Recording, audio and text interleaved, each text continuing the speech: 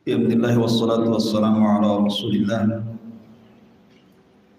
wa ala alihi wa sahbihi wa mawalah wa la hawla wa la quwwata illa billahi wa ba'd.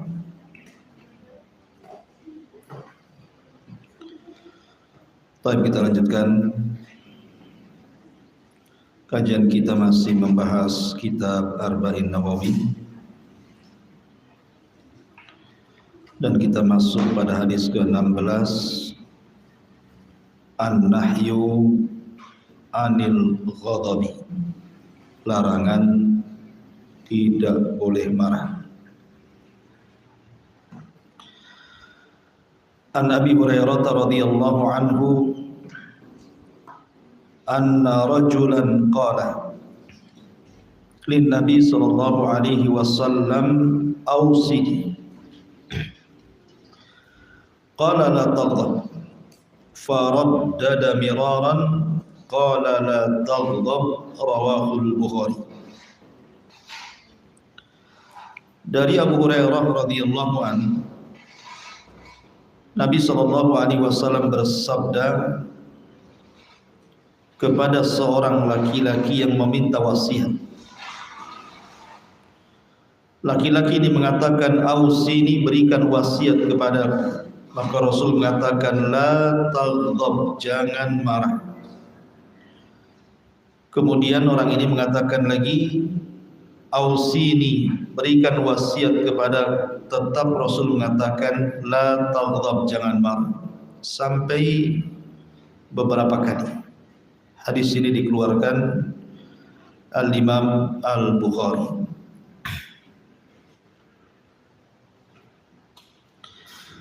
Ulama mengatakan hadis ini adalah hadis yang sangat agung karena hadis ini termasuk dari jawami'ul kalim. Jawami'ul kalim itu artinya kalimat singkat tetapi padat dan syarat makna. Itu namanya jawami'ul kalim. Dan itulah retorika Nabi SAW dalam bicara. Rasul itu nggak kayak kita, banyak ngomong kemana-mana, intinya sedikit. Tapi Rasul terbalik, dia itu ngomongnya sedikit tapi intinya banyak. Dan itu hanya diberikan kepada Nabi SAW dan tidak diberikan ke nabi-nabi yang lainnya. Makanya Rasul mengatakan, "Utitu jawami al-kalim." Salah satu 5 perkara yang tidak diberikan kepada para nabi adalah aku diberi jawami al-kalim.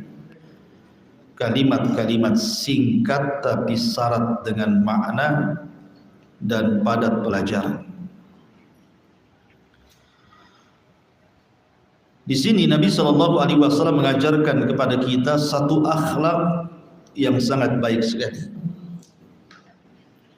Karena Abdullah ibn Mubarak radhiyallahu anhu ketika ditanya tentang husnul khuluq, akhlak yang paling baik itu apa? Maka beliau menyebutkan 3 perkara. Pertama, bastul wajhi wa badlu al-ma'ruf wa kaful adha. Pertama, muka yang tidak menyeramkan, muka yang santun, senyum, kebalikan daripada muka orang marah. Kemudian badlul ma'ruf, suka melakukan kebaikan, sedekah. Kemudian kaful adha, tidak menyakiti orang lain. Lah kenapa Nabi SAW terus mengulang-ulang kepada orang yang minta wasiat ini dengan kalimat jangan marah, jangan marah, jangan marah. Rasul itu dia kalau memberikan wasiat, dia itu akan dicocokkan dengan orang yang minta wasiat. Kalau orang yang minta wasiat orangnya seperti ini, maka Rasul akan mengarahkan seperti ini. Kalau yang meminta wasiat seperti itu, maka Rasul akan memberikan wasiat seperti itu. Artinya Rasul itu disesuaikan dengan orang yang datang, dengan karakter orang ini seperti apa. Rasul akan ditekankan di karakternya itu. Lah kebetulan yang minta nasihat ini orangnya memang suka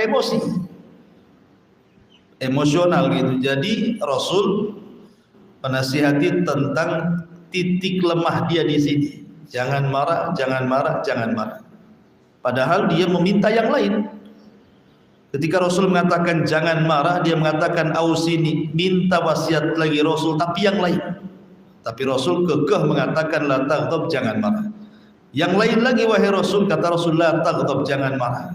Jadi menunjukkan bahwa Rasul sedang menekan karakter orang ini. Karena memang disitulah dia pantas mendapatkan wasiat. Bicara tentang marah, marah ini bahaya, Bu. Saya akan sebutkan satu hadis. Di zaman Nabi SAW, ada orang menyeret orang ke hadapan Rasul dengan tali. Jadi orang ini ditali, kemudian digeret seperti menggeret kambing. Kemudian dihadapkan kepada Nabi SAW. Kemudian Nabi SAW heran, kok ada orang menggeret manusia layaknya sedang menggeret kambing gitu. Kata Nabi SAW, Masya Allah, ada apa orang ini? Maka orang yang menggeret ini mengatakan, qatalani akhi, dia sudah membunuh saudara. Maka Nabi SAW bertanya kepada orang yang digeret itu, betul kau bunuh saudaranya? Dia mengatakan, iya wahai Rasul. Kenapa kau bunuh? Maka orang ini mengatakan, kami dengan saudara dia ini sedang ke kebun mencari kayu bakar. Di tengah-tengah mencari kayu bakar, dia mengucapkan beberapa kalimat yang membuat aku emosi, membuat aku marah.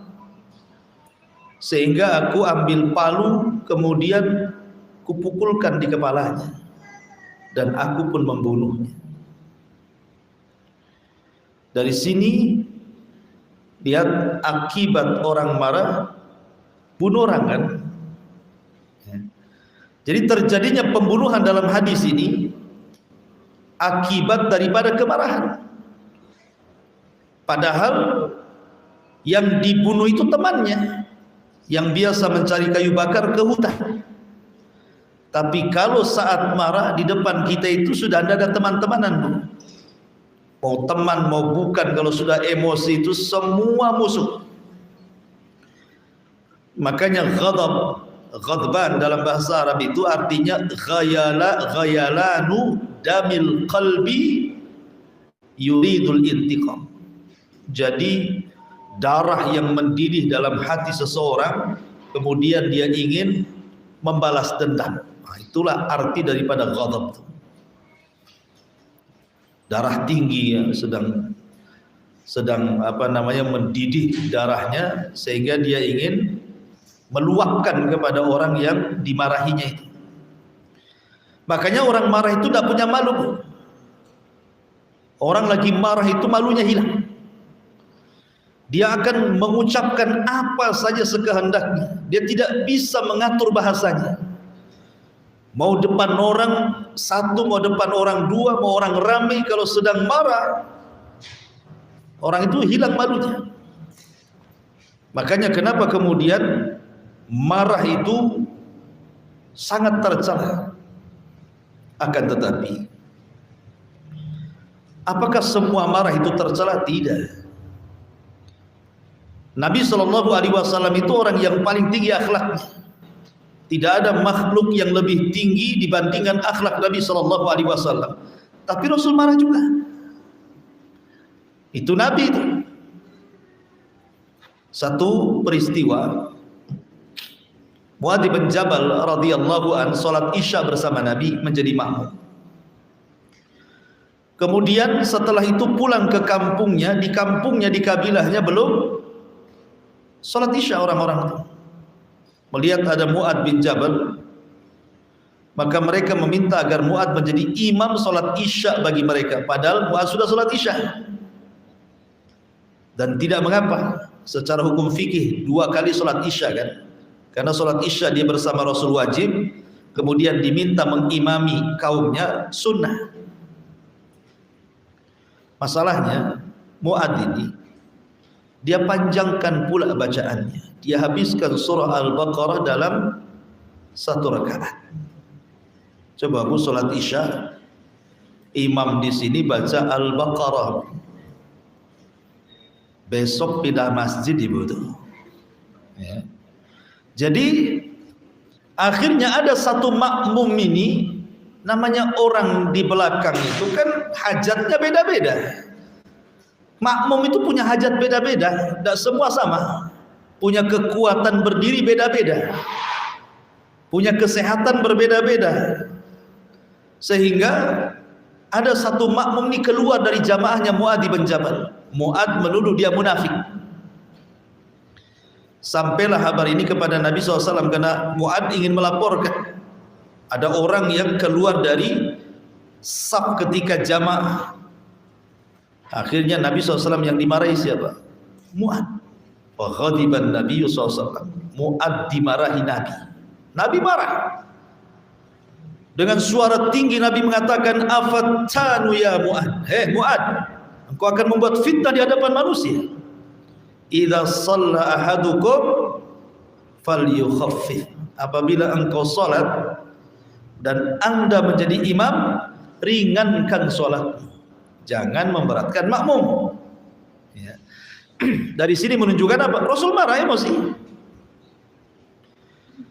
Kemudian ketika Nabi SAW bersama para sahabatnya dalam perang Hunain, kan banyak sahabat-sahabat yang baru masuk Islam tergabung dalam perang Hunain ini. Jadi ketika di perjalanan antara Madinah dan Hunain ini, sahabat-sahabat yang baru masuk Islam yang terlibat jihad ini lewat di sebuah pohon namanya Dzatu Anwah. Pohon itu dulu dikeramatkan di zaman jahiliyah oleh sahabat-sahabat yang baru masuk Islam itu. Lewat lagi di pohon itu. Kemudian terkenang di masa jahiliyah bagaimana dulu mereka kalau perang itu tabaruk dengan pohon itu supaya menang perangnya. Tiba-tiba kemudian mereka mengatakan, nyeletuk kepada Rasul, ya Rasulullah ij'al lana dzata anwatin kama lahum dzatu anwat. Rasul, buatlah kayak pohon itu katanya. Pohon-pohon lain yang keramat, biar senjata-senjata kami ditaruh di situ. Nanti ada kekuatan yang ditransfer ke senjata itu, biar menang dalam perang. Nabi marahlah. Kemudian Nabi SAW mengait-ngaitkan ucapan mereka dengan ucapan Bani Israel. Kata Rasul, kultum kama qalat Bani Israel. Sampai Rasul bertakbir, Allahu Akbar, menunjukkan marahnya. Ucapan kalian persis seperti ucapan Bani Israel kepada Musa, ij'al lana ilahan kama lahum aliyah. Ketika Bani Israel baru diselamatkan dari kejaran Fir'aun dan mereka menyaksikan bagaimana Fir'aun ditenggelamkan, lewat di sebuah desa ada orang nyembah patung sapi. Tiba-tiba ngomong sama Musa, wahai Musa, jadikan untuk kami patung sapi yang serupa dengan mereka, katanya. Ya marahlah Musa. Maka Nabi SAW juga marah. Artinya Rasul marah gitu. Rasul manusia, sama dengan kita. Kita makan, dia makan. Kita minum, dia minum. Kita marah, dia pun marah. Tetapi marah seperti apa maksudnya ya? Maksudnya marah itu apabila intihak hurumatillah. Kalau ada orang yang merobek batasan-batasan Allah, maka Rasul marah. Karena kalau seandainya seseorang itu di waktu suruh marah kemudian tidak marah, kata Imam Syafi'i apa? Man istughdib falam yaghdab fahuwa kahimah. Orang yang waktunya marah kok tidak marah, berarti dia seperti keledai dungu, katanya Imam Syafi'i. Marah itu kadang diperlukan, tapi ada pada tempatnya. Bahkan kalau waktunya marah kemudian ibu tidak marah, berarti ibu ini keledai, kata Imam Syafi'i. Contoh ketika ada orang yang mengolok-ngolok agama, menghina Allah, menghina Quran, menghina Rasul, tidak mungkinlah kita tidak marah-marah lah kan gitu. Jadi urusan agama terkadang marah itu penting, tapi jangan pula emosi dalam urusan dunia. Karena kebanyakan kita ini marah-marah dengan tetangga itu urusan dunia, bukan urusan agama. Ada orang nggak dipancing pun marah, memang dah tabiat dia tukang marah. Jadi Nabi SAW mengajarkan kepada kita satu akhlak, jangan pernah marah. Karena jangankan Rasul, Allah juga marah. Ketika Nabi SAW berbicara soal seorang wanita yang diajak berhubungan suaminya kemudian menolak, apa kata Rasul? Pertama, la'anathul malaika hatta tusbih. Malaikat akan melaknat sampai subuh. Yang kedua, zat yang di langit maksudnya Allah, ghadban. Ghadban itu artinya murka, marah. Allah Subhanahu wa taala juga marah, tetapi marahnya Allah yaliku bijalalihi, tentu sesuai dengan keagungan Allah. Jangan samakan marah kita dengan marahnya Allah. Laisa kamitslihi syai'un wa huwa samiul basir. Ma'asyiral muslimat yang dimuliakan Allah Subhanahu wa taala, apa makna kalimat la taghdab? Jangan marah. Apa maksudnya? Kata ulama ada dua penafsiran. Maksudnya jangan marah itu, jangan mendekati sarana-sarana, wasilah-wasilah yang membuat kita marah. Jangan kemudian kita mendekati wasilah-wasilah atau sarana-sarana yang membuat kita ini tersulut emosi. Contoh, ibu ini baru dihabari sesuatu yang gak enak, dan ibu tahu kalau ibu mendatangi tempat itu pasti emosi, gitu ya. Maka tahan dulu. Ini mah enggak kan? Itu tetangga sebelah ngatain ibu tuh. Apa dia? Ibu ini pelit katanya, umpamanya kan, contoh. Oh, langsung emosi bukan? Kapan aku pelit katanya? Langsung ini enggak ada tabayun-tabayunan dah. Datang itu langsung dimarahi itu. Harusnya kan tabayun dulu kan, dengan tenang, Bu, saya dapat berita betul ibu menuduh saya, kan enak gitu ya. Ini enggak, main labrak. Kayak suaminya lagi selingkuh aja main labrak. Main dimaki-maki orang itu kan. Tetapi disinilah taghdab, artinya kalau ada sarana-sarana yang menyulut emosi, jangan dekati dulu. Biar stabil dulu, Bu.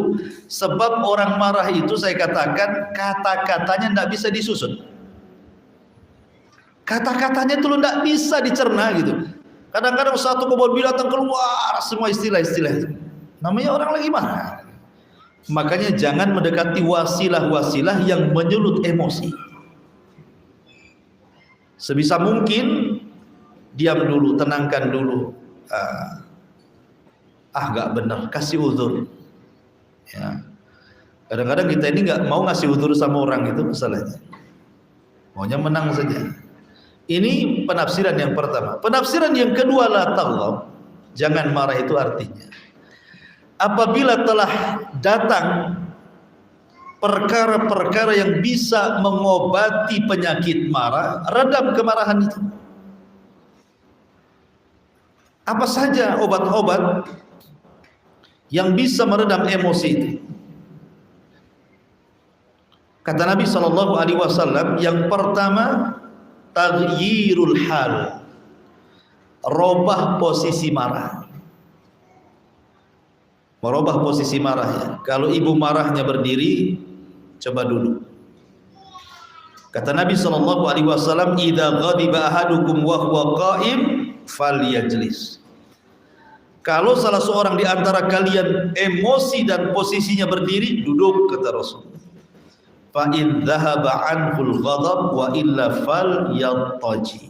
Kalau masih juga tidak hilang marahnya, baringkan. Nah, ini disuruh merubah posisi. Artinya la taghdab ini kalau sudah datang solusi seperti ini, dicoba supaya jangan marah, maksudnya dicoba dulu. Jangan langsung dengar berita langsung ayo kita sama-sama ke sana. Belum merubah posisi dan main labrak. Ya. Jadi rubah posisi. Yang kedua, membaca isti'adzah billahi minasyaitonir rajim. Membaca a'udzu billahi minasyaitonir rajim. Ada orang lagi emosi di hadapan Nabi sallallahu alaihi wa ala alihi wasallam. Orang ini nampak marahnya karena wajahnya memerah di hadapan Nabi sallallahu alaihi wasallam. Tiba-tiba kemudian Nabi sallallahu alaihi wasallam menasihati. Kata Rasul, "Inni la a'lamu kalimatan law qalaha dhahaba anhu ma yajib." Saya punya kalimat, kalau engkau mau membacanya, maka kemarahanmu akan hilang. Kemudian Nabi SAW mengatakan, bacalah a'udzu billahi minasyaitan. Aku berlindung kepada Allah dari syaitan. Dhahaba anhu ma yajid. Maka emosinya akan berkurang, kata Nabi. Tiba-tiba kemudian orang ini tersinggung dengan Rasul dan mengatakan, amajnunun ana ya Rasulullah. Apakah saya ini gila wahai Rasul? Saya enggak gila. Kemudian Nabi SAW langsung pergi, tidak mau melayani orang ini. Sudah kasih solusi. Malah ngomong apa saya gila, harus mengucapkan a'udzubillahi minasyaitonir rajim gitu ya. Harus langsung pergi, nggak mau melayani orang marah.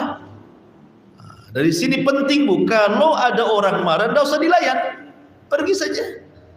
Yang gerutu sendiri nanti capek sendiri itu, lama-lama sariawan. Ya. Kalau ibu kemudian ada orang marah dilayan, jadi Bu. Makanya Rasul langsung meninggalkan orang ini. Karena Rasul sudah ngasih solusi, suruh isti'adzah gitu ya. Ini yang kedua. Yang ketiga,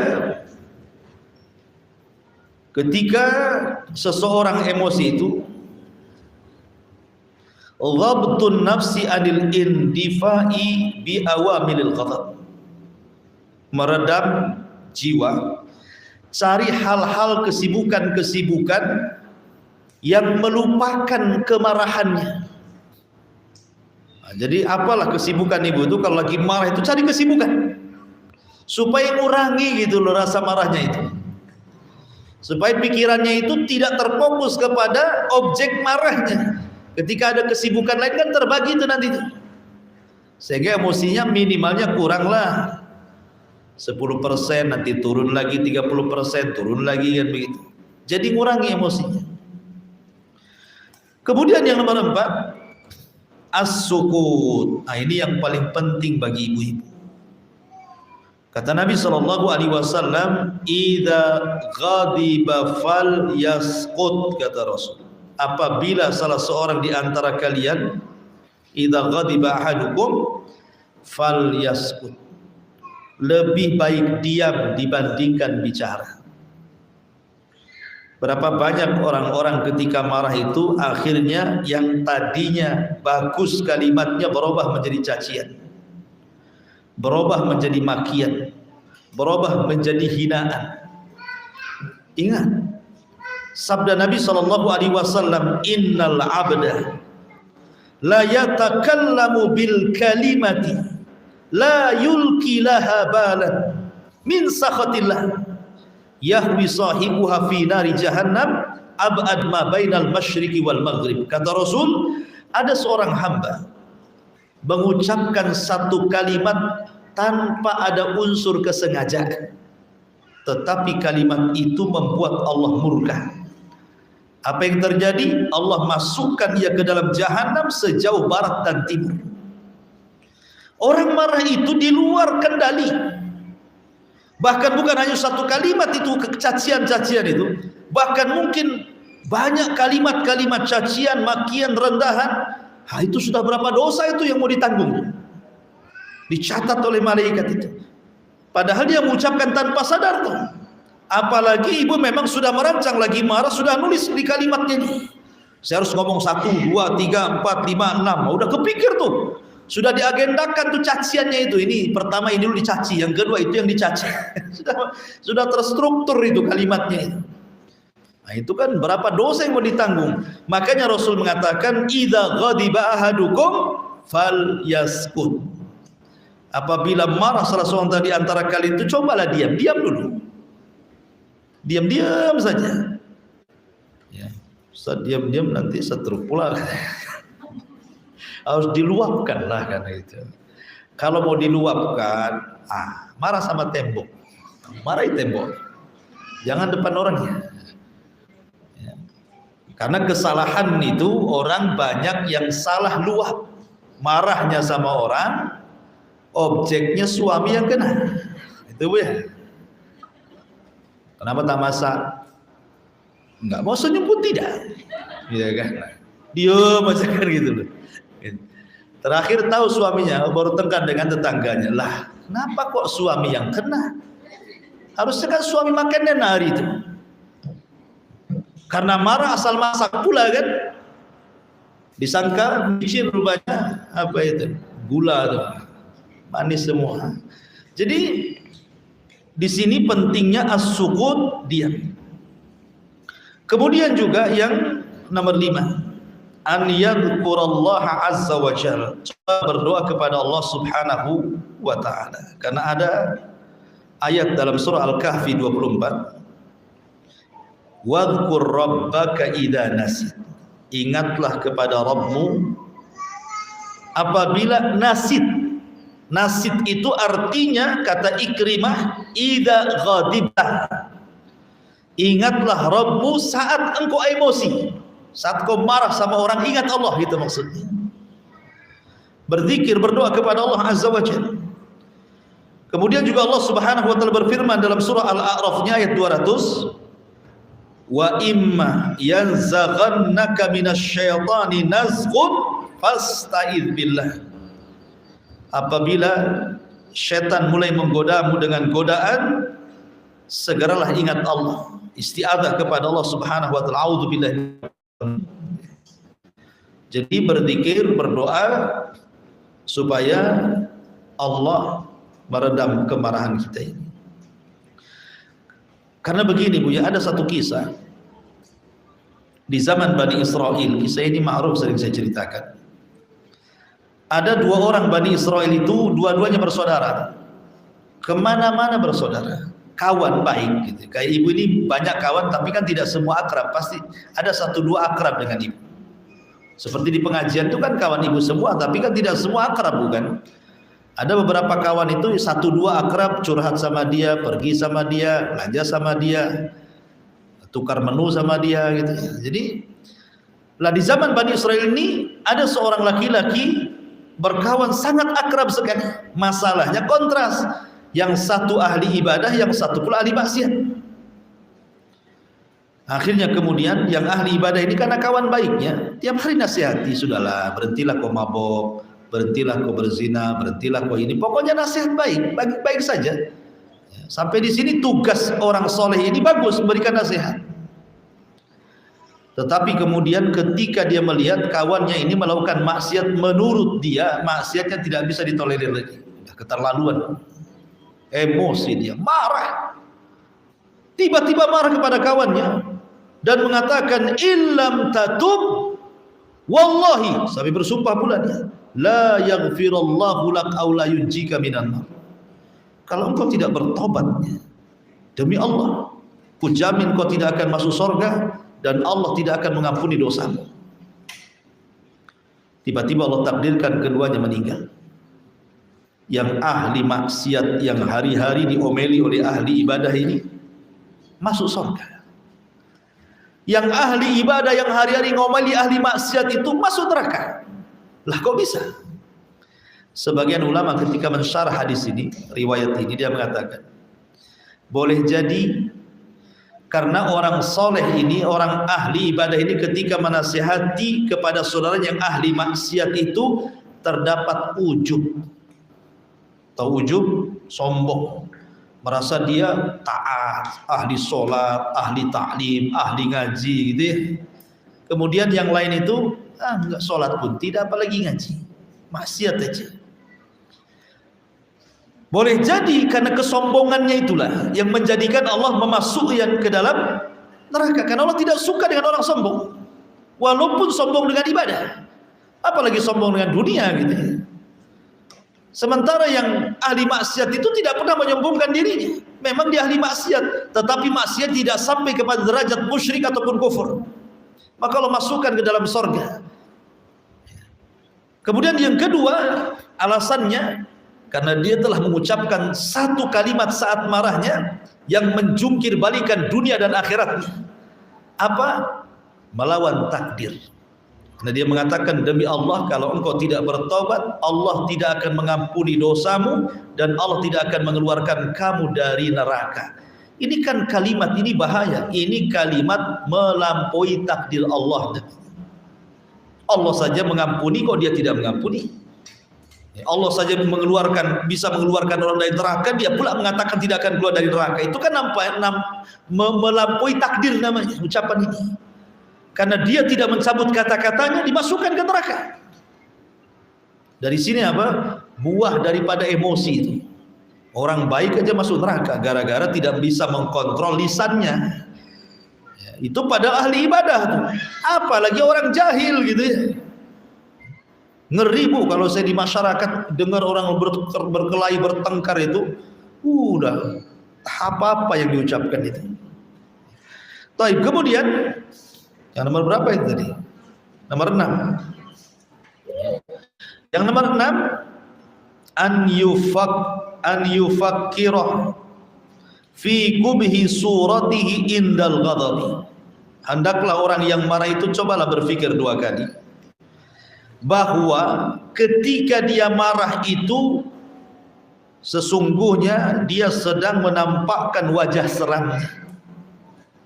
Coba aja Bu, kalau lagi marah ngaca Bu, ya, kemudian selfie. Nah, nanti ya Ibu terang-terang tengok, oh kayak gini juga wajah saya rupanya kan itu. Jelek orang marah tuh. Mau secantik, seganteng, seindah apapun orang lagi emosi itu semua jelek. Yang ada sebel sewot kita ini. Ya. Kemudian juga yang selanjutnya, an yadhkura thawaba man kadhuma ghaidhahu. Untuk meredam marah itu juga salah satunya adalah mengingat pahala, balasan yang akan diterima bagi orang-orang yang menahan emosi. Ingat keutamaan sesuatu pasti mencintainya. Kalau kita tahu keutamaan sholat 5 waktu, pasti kita akan rajin sholat 5 waktu. Kalau ibu tahu keutamaan bermajelis ilmu, pasti jauh-jauh pun datang untuk duduk di majelis ilmu, walaupun ngantuk. Ya. Sebagaimana itu juga ketika sudah pahala orang yang menekan emosi itu besar sekali. Sebagaimana Allah Subhanahu wa taala berfirman, alladzina yunfikuna fis sarra'i wadh-dharra'i wal kadiminal ghaidha wal 'afina 'anil nas wallahu yuhibbul muhsinin. Al-Imran 134. Dan ciri orang-orang yang beriman adalah orang yang menginfakkan hartanya baik di waktu senang ataupun susah, dan bisa menahan emosinya dan mudah memaafkan manusia. Dan Allah suka dengan orang-orang yang berbuat baik. Di sini ada kalimat wal kadhiminal ghaidha, dan dia berusaha untuk menekan hawa nafsunya, karena marah itu kan bersumber dari hawa nafsu. Kalau hawa nafsunya stabil, marahnya stabil. Kalau hawa nafsunya lagi memuncak, maka marahnya juga bisa memuncak. Dari sini termasuk sifat-sifat orang yang beriman adalah menahan emosi. Kemudian juga diantaranya an yufakkir fis sababil ladzi yad'uhu ilal intiqam.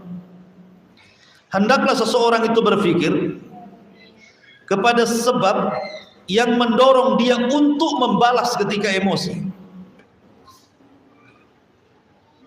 Jadi begini Bu, jangan orang itu marah kepada kita dengan mengucapkan 1-2 kalimat, ibu balas pula dengan 10 dan 20 kalimat.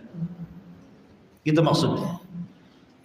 Orang ini sedang marah sama ibu, mengucapkan kalimat binatang, ya, umpamanya si A bertengkar dengan si B, kemudian si A ini menyebutkan kalimat binatang kepada si B.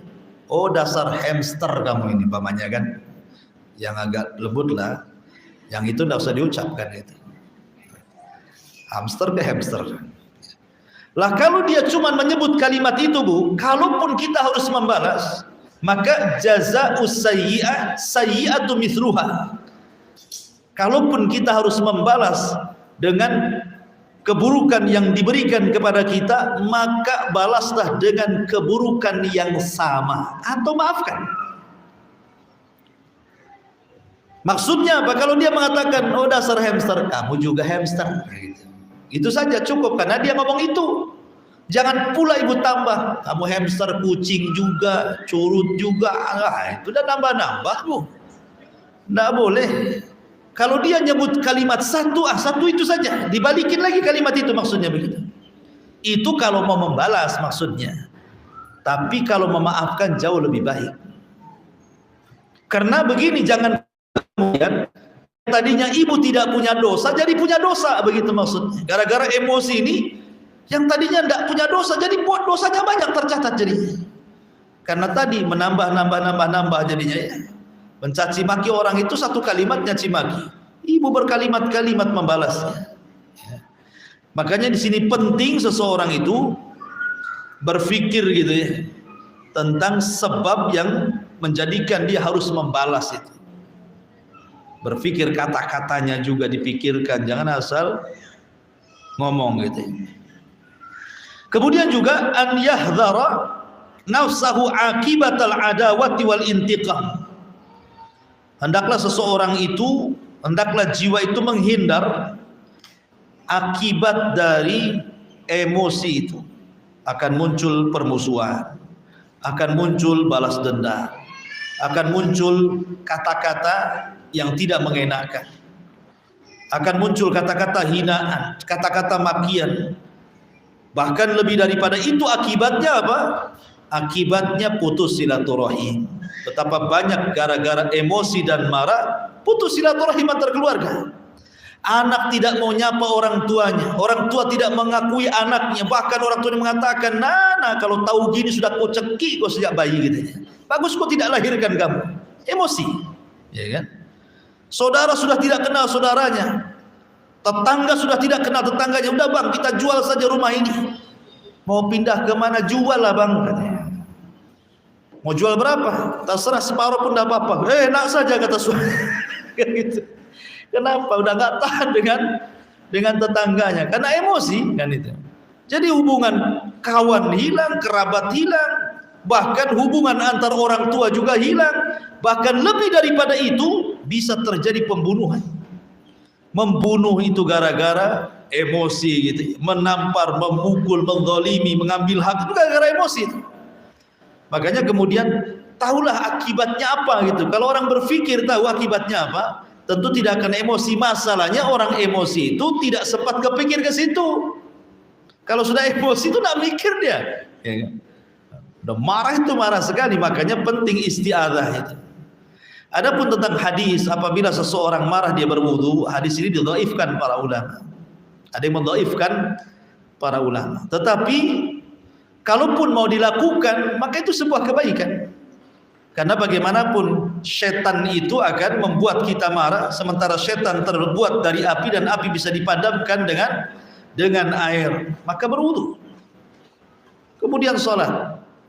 Salat 2 rakaat, salat sunnah wudu. Mudah-mudahan itu bisa mengerem emosi orang. Di sini Rasul mengatakan la taghdab, faraddada miraran la taghdab. Baik. Apa faedah hadis ini? Di antara faedah hadis ini yang pertama, hirsul muslim ala nushi was su'al an abwabil khair. Semangat seorang muslim untuk memberikan nasihat. Orang ini kan bertanya kepada Rasul, berikanlah wasiat kepada aku. Maka semangat seorang muslim ibu kalau datang ada orang minta nasihat, nasihati. Walaupun hanya mengucapkan ittaqullah, bertakwalah kepada Allah. Walaupun pendek seperti itu sudah cukup. Kemudian wassual an abwabil khair, biasakan bertanya soal pintu-pintu kebaikan. Ya, sesama teman pengajian atau ketika ngaji kepada ustadz atau orang yang lebih alim daripada ibu, dari teman-teman ibu gitu kan, tanya gitu tentang pintu-pintu kebaikan. Kemudian yang kedua, tikrarul kalam hatta ya'iyahu sami wa yudrika ahammiyatahu. Biasakan kalau ngomong itu diulang-ulang. Kalau ngomong itu, kalau nampaknya orang ini lemot sedikit kan, karena ada orang yang cepat nangkap, ada orang yang agak lemot, mungkin kurang dicas gitu ya, baterainya low, sehingga ibu ini harus paham ngomong dengan siapa gitu ya. Nah, kalau memang orang ini agak sedikit lemot, diulang-ulang ngomongnya supaya dia paham, diulang-ulang, dan harus sabar gitu ya. Kemudian yang nomor 3, al hadis yuhadzir min afatil lisan. Hadis ini juga memberikan peringatan tentang afatul lisan, bahayanya dosa lisan, karena keluarnya dosa lisan itu dimukodimahi dengan marah biasanya. Emosi baru keluar tuh afat lisan itu.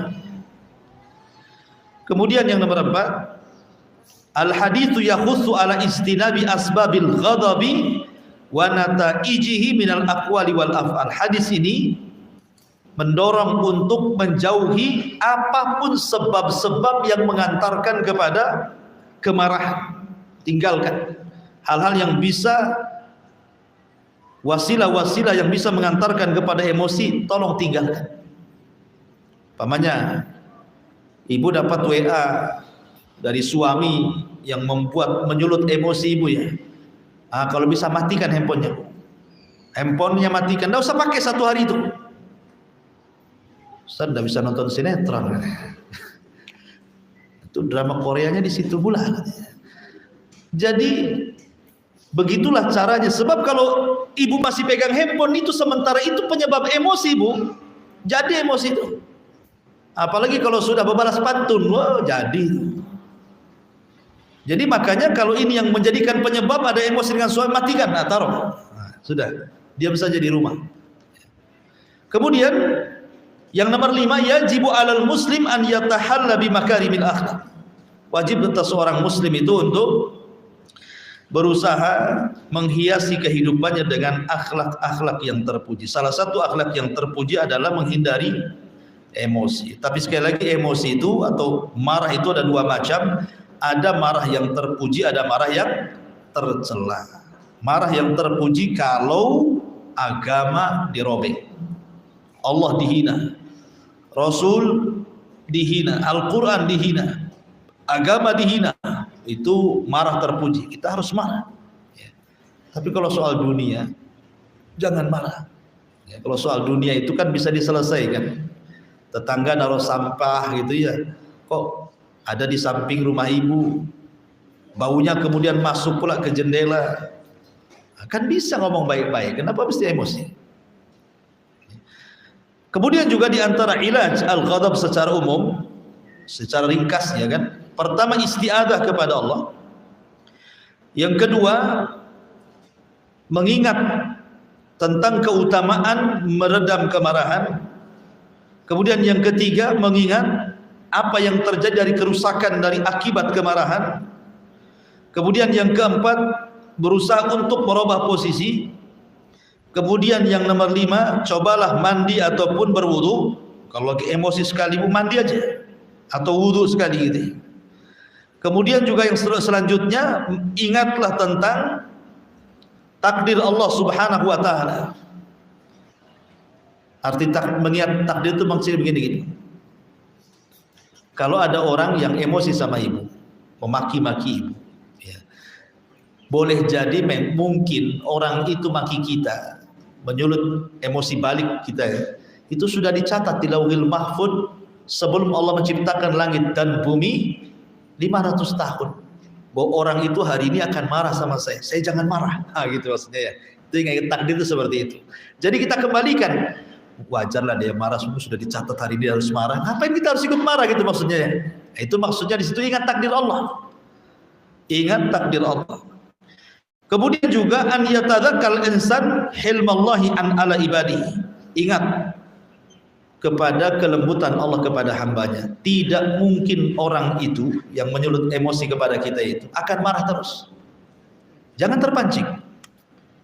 Ya. Memang betul Allah Subhanahu wa taala menciptakan keledai dalam Al-Qur'an.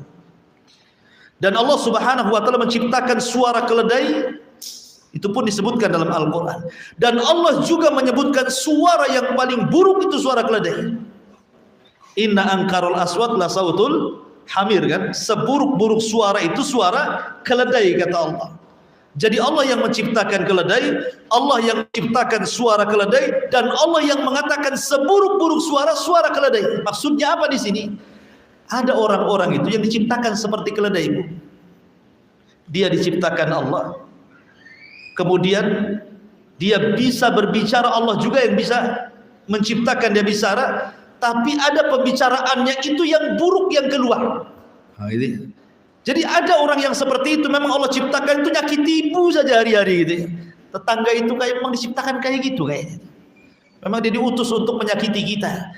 Tetapi ingat, Bu, walaupun ada orang yang diciptakan seperti keledai, ngomongnya nyelekit sama ibu ini, tidak selamanya dia akan ngomong seperti itu. Kenapa? Karena dia diciptakan bicara itu bukan khusus untuk menyakiti ibu saja. Pasti ada waktunya berhenti juga kok. Nggak mungkin dia ngomong terus gitu ya. Pasti ada capeknya juga. Ya, ibu doakan saja, Allah mudah-mudahan orang itu sariawan ya Allah, biar nggak ngomong terus gitu. Kan haus tuh. Jadi aja di jedanya dia ngomong terus gitu ya. Gak apa-apa gitu saja. Doakan yang supaya dia diam saja. Apa yang dilayak? Makanya pentingnya seseorang itu memanage bagaimana ketika ada hal-hal yang membuat emosi itu. Salah satunya apa? Salah satunya jangan dilayan. Fa'arid anhu. Jadi kalau ada orang yang gitu, ibu itu jangan ikut menyakiti, tapi coba berpaling. Anggap ibu nggak kenal dengan dia. Walaupun tetangga sebelah. Kalau ditanya nih, Bu kenal si Anu? Nggak kenal saya. Itu kan tetangga ibu. Anda tahu saya. Gitu Bu. Ya. Jadi pokoknya anggap nggak kenal saja, nggak apa-apa. Sebab kalau nanti disebut namanya emosi itu, nanti ibu terpancing. Iya emang tetangga saya, tapi tulisannya tebal kali itu. Mulai itu kan, gibah jadinya kan. Makanya ndak usah. Fa'arid anhum, ndak berpaling saja. Kalau memang tidak bisa berpaling, maka nasihat yang kedua kata para ulama, sebaiknya ibu perbanyak tidur. Kalau ada masalah dengan orang itu, tidur saja Bu. Ya, karena tidur itu melupakan segalanya. Tapi ada juga yang kebawa mimpi Bu. Ya. Sudah di kenyataan bertengkar, dalam mimpi pula ketemu dia. Itu dari setan itu ya kan. Itu mimpi dari setan. Ya. Kenapa demikian? Makanya kan ada namanya kisah Ashabul Kahfi. Ulama mengatakan kisah Ashabul Kahfi. Jadi Ashabul Kahfi itu kan cerita anak-anak muda tuh, yang dikejar-kejar oleh kerajaan Romawi gara-gara tidak mau menyembah berhala saat terjadi acara besar kerajaan. Jadi kan setahun sekali kerajaan itu buat acara mengeluarkan berhala, disuruh sembah. Jadi dari pejabat mana-mana harus datang dan ikut mempersembahkan persembahannya. Lah anak-anak para pejabat ini rupanya ada yang hanif akidahnya, tidak mau menyembah berhala. Akhirnya mereka tidak kumpul orang-orang itu. Mulai satu-satu kumpul akhirnya. Tanpa ada koordinasi, tahu-tahu anak-anak muda ini berkumpul di satu tempat.